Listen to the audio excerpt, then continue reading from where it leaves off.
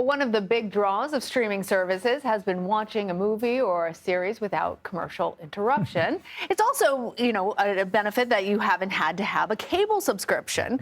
But when it comes to ads, that could be changing. That's right. In an effort to draw in more price-conscious customers, let's call them, many platforms are launching a less expensive subscription option supported by those old-fashioned ad revenues.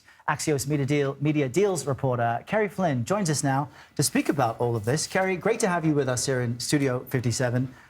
Relying on revenues is, I guess, an old strategy that's new again, that's now being applied on the streaming side. So from your view, is this because they know it will make them more money, or is it because they've run out of ideas?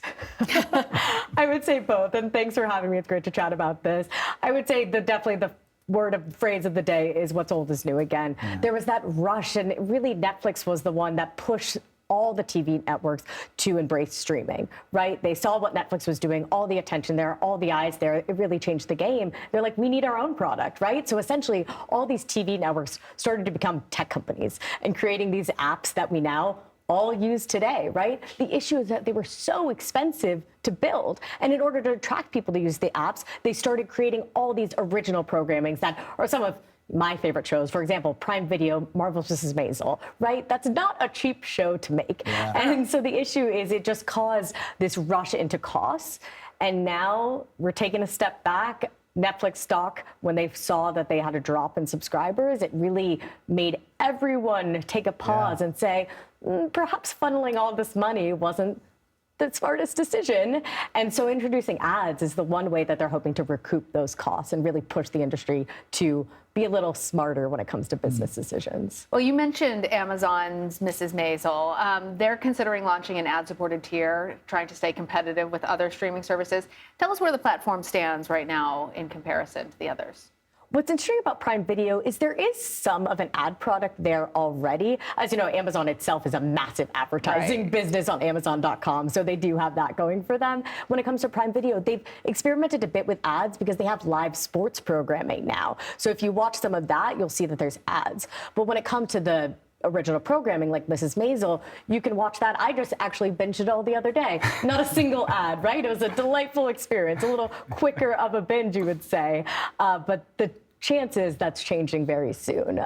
Or if it's not changing, I'm going to have to pay a little bit more on my subscription, perhaps. You know what? Your binge habit, which I share, Lana, I think you can admit, right? If I can put you out there. But that's also a part of this story, because when people find a product or a show they like, they commit to it and watch it all the way through. These platforms have spent so much money creating them, though. They want the return now, not season 2 or season 3. So talk to me about licensing. Yeah. Because on one hand, Netflix is doing a password crackdown to get some money back. But talk to us about how platforms and media companies license their material and how that's a part of this story as well.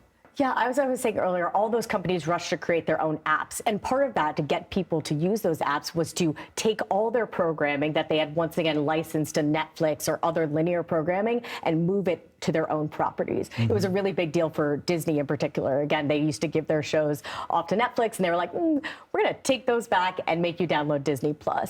Now it's a 180. They're like, we're missing out on a bunch of money that we used to get from licensing, that reliable funding. And it's not just the companies themselves, it's the creators, the showrunners, the people who actually produce the shows who are no longer benefiting from residuals, when your show is continuing to be shown again, because it's not being shown on other platforms. It's stuck onto one app. So now we're really seeing that completely change.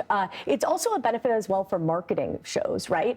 There's this, because there's so many apps and services, I mentioned Mrs. Maisel, I could probably walk on the street right now and people would be like, what program is that on again? Like, where can I watch that? It's become a big problem for TV networks and services. And so the hope, again, is that if you put the shows on other networks, it's more opportunity, more attention, more eyeballs. Yeah, I always have to Google where to watch something before I actually go into the stream to try and figure it out, because you're right, we have subscriptions to all of these different streaming networks now. Very, very interesting. Yeah, and there's really just an incentive too. It's like, why do I need this program again? Right. My mom actually texted me this morning. There's a big change where Comcast is no longer giving away Peacock for free, NBC Universal service. And so she texted me and she's like, should I pay for this? And I'm like, well, Mom, what do you watch, right? So again, it's that confusion where there's so many services. It's going to be one big app in the end called cable. Kerry Flynn, great to have you with us. Thanks, Folks Kerry. should certainly read your reporting. Thanks for having me.